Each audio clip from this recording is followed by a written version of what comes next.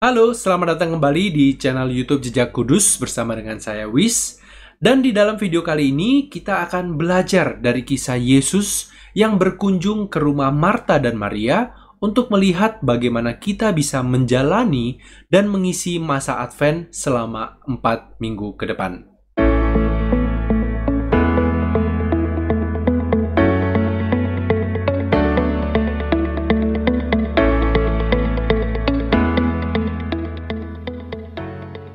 Sebenarnya aku punya semacam love-hate relationship dengan masa Advent.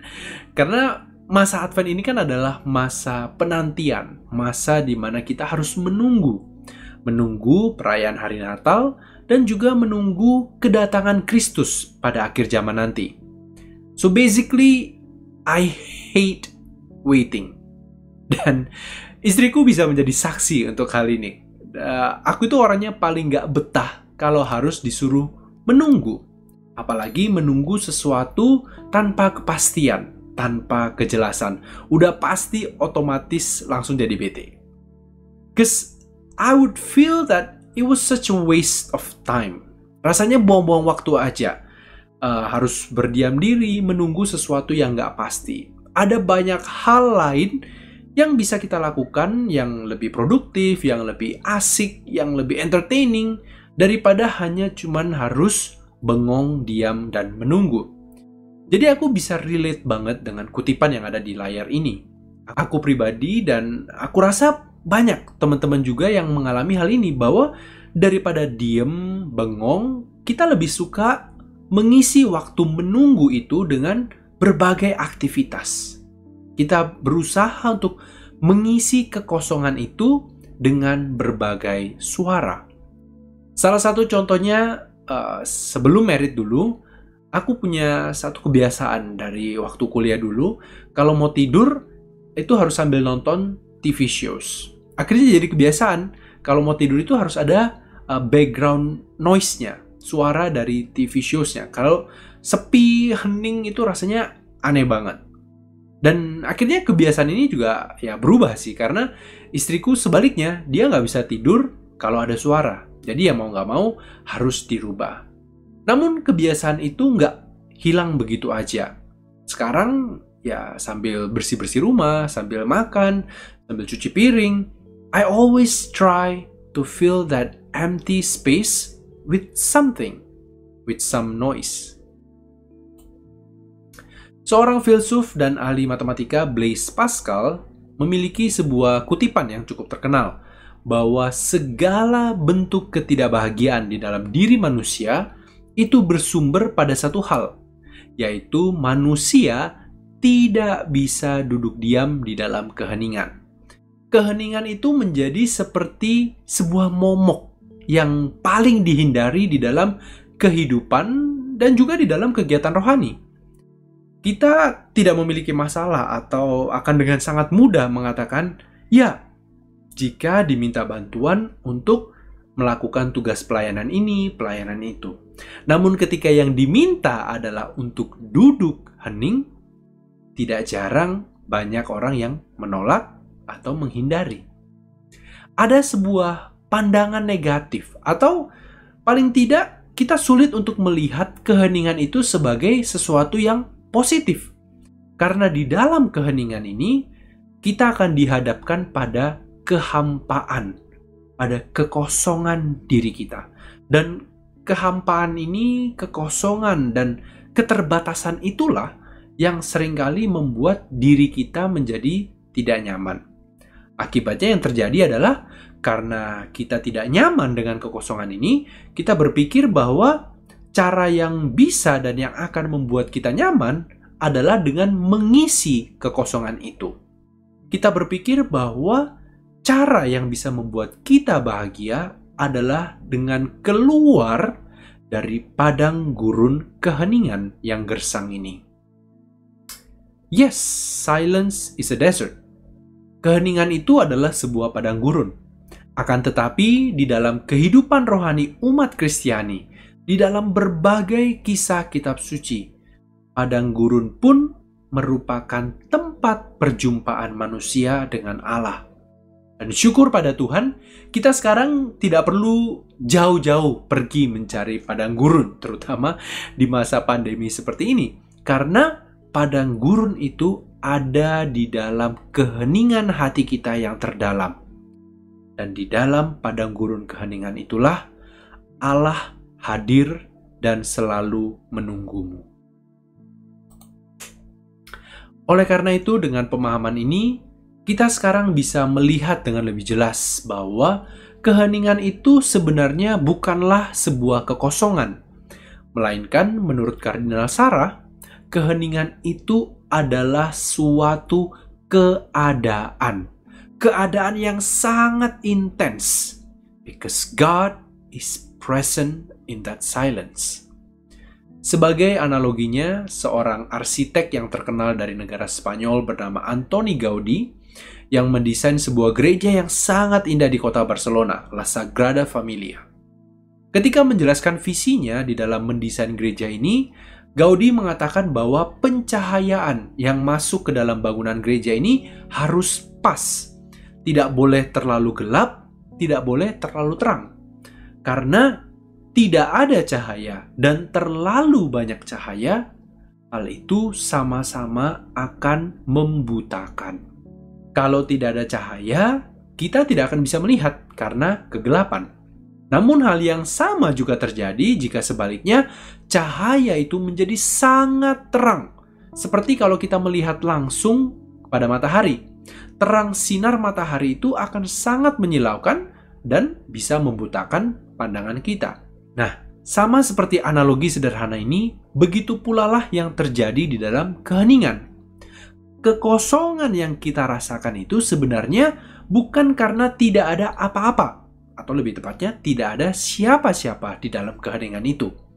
Namun karena ada Allah yang maha besar, yang terangnya begitu terang, sehingga membuat kita tidak bisa melihat kehadirannya.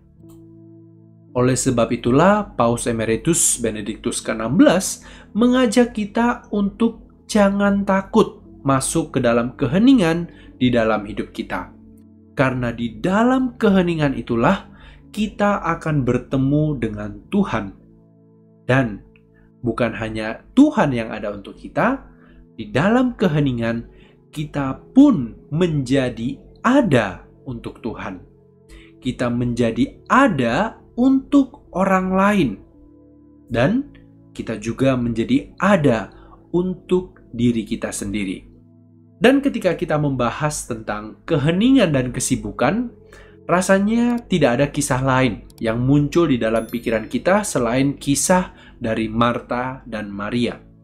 Aku yakin teman-teman semua pasti udah sangat familiar dengan kisah di dalam Injil Lukas ini, di mana Marta yang sibuk mempersiapkan berbagai hal untuk menjamu Yesus dan murid-muridnya, akhirnya mengeluh kepada Yesus karena Maria tidak membantu, malah duduk bersama dengan Yesus. Lalu kita tahu apa yang menjadi jawaban Yesus, seperti yang tertulis di layar sebelah ini. Marta, Marta, engkau khawatir dan menyusahkan diri dengan banyak hal, tetapi hanya satu saja yang perlu. Maria telah memilih bagian yang terbaik. Di dalam buku The Power of Silence ini, Kardinal Sarah mengatakan bahwa Yesus menegur Marta bukan karena Marta itu melakukan hal yang tidak baik. Bukan karena Marta itu sibuk di dapur. Namun karena Marta dengan kesibukannya ini, kesibukan untuk mempersiapkan perjamuan, Marta lupa siapa yang dia jamu. Jika Marta tahu dan ingat siapa Yesus ini, Marta tidak akan mengeluh tentang Maria yang telah memilih bagian yang terbaik. Namun, karena kesibukannya ini, Marta menjadi lupa akan siapa Yesus yang ada di rumahnya itu.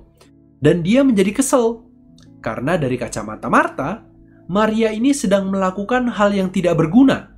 Maria itu bisa menjadi lebih berguna kalau Maria membantu Marta di dapur daripada hanya duduk diam bersama dengan Yesus. Jika kita membaca kisah ini sambil lalu, kesimpulan yang pertama kali muncul mungkin apa yang dilakukan Maria itu baik, apa yang dilakukan Marta itu kurang baik.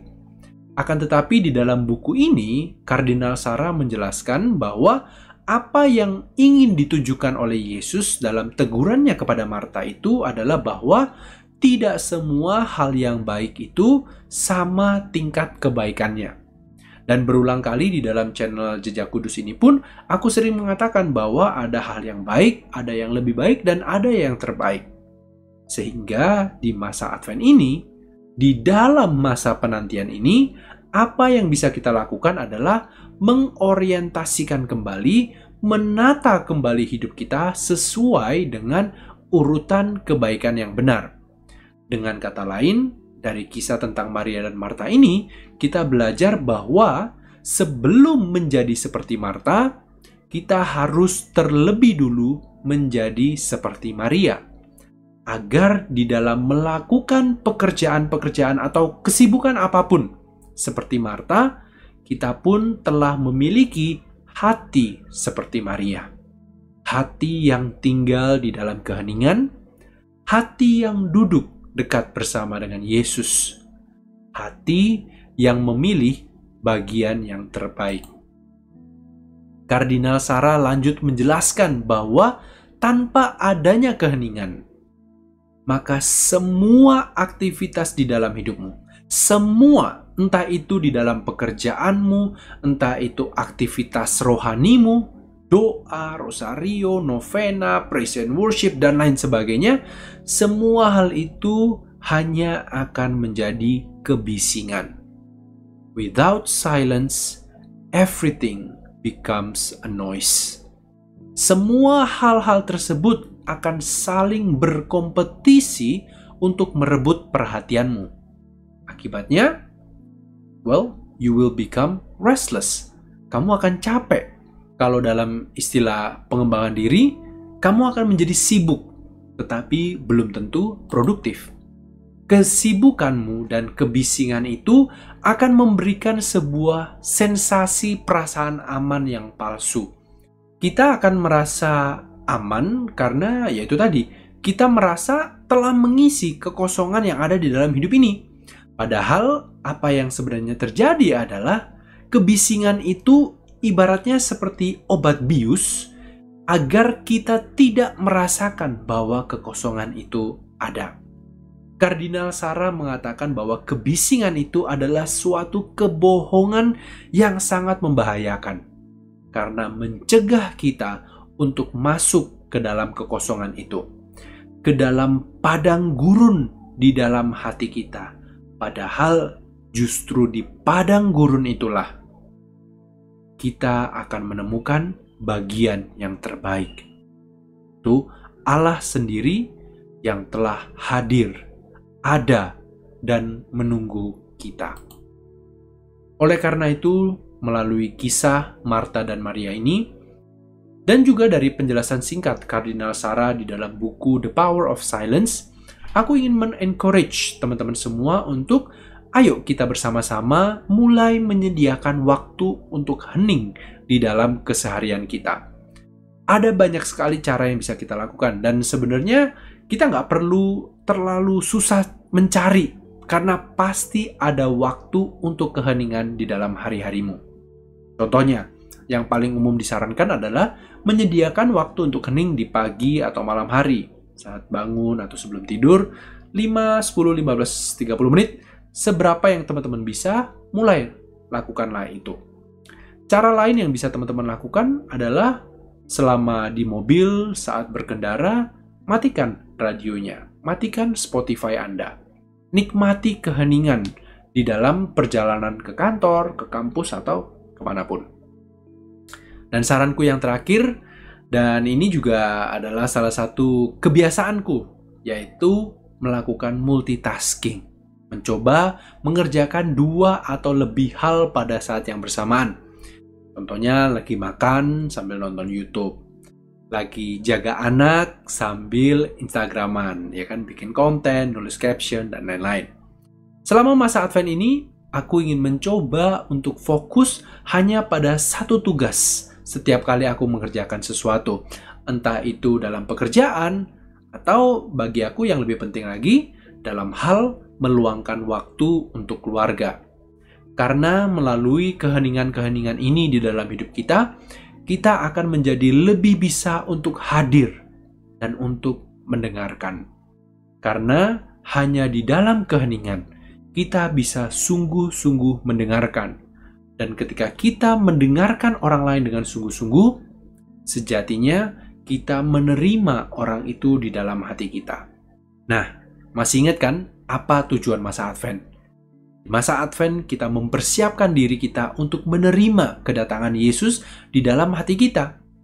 Oleh karena itu, tidak ada cara yang lebih baik untuk menyiapkan tempat bagi Dia selain dengan mempersiapkan ruang keheningan di dalam hidup kita. Semoga video singkat ini bisa membantu kamu untuk menjalani masa Adventmu dengan lebih bermakna sambil kita menanti kedatangan Juru Selamat kita. Amin. Jika video ini bermanfaat untukmu, dukung selalu channel YouTube Jejak Kudus dengan menekan tombol subscribe, like, dan juga share untuk membagikan link video ini kepada saudara dan juga sahabat-sahabat di komunitasmu.